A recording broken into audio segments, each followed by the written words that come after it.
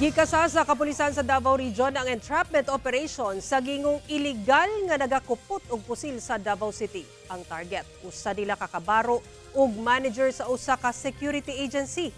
Nakaalerto si Argil Relator. Dihang mikagat sa poser buyer nga pulis. Gilayong gi-corner sa kapulisan ug gipahapa ang mga target sa entrapment operation sa Rojas Avenue, Davao City, Lunas sayo sa buntag. Ang napalitan og armas usa di ay kapatrolman nga nadistino sa Regional Mobile Force Battalion kon RMFB-14 sa Pro Bangsamoro Autonomous Region. Ug kauban niini nga usa ka manager sa security agency.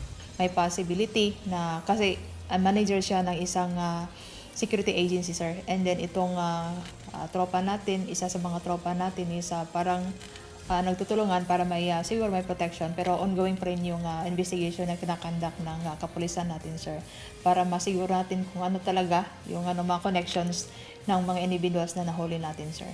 Nakadawat og report ang Regional Intelligence Division 11 pinaagi sa Barangay Information Network labot sa illegal nga pagpamaligya og armas sa mga suspect. Nakumpiska sa mga suspect ang 5 kanagariiyang kalibre sa pusil. Lakip na ang service-issued firearms sa pulis, magazines ug mga bala. May kalalagyan ka talaga. Hindi lang criminal case ang harapin niya, kakibat na doon yung administrative case. Once na filean ka ng kaso, sir, no, criminally, meron talaga yung kaakibat na administrative. So, may possibility, sir, na papailan talaga siya ng administrative case, sir, sa region, sir, no. Kasong paglapas sa Comprehensive Firearms and Ammunition Regulation Act ang ipasaka batok sa mga dinakpan nga wala pa'y pahayag.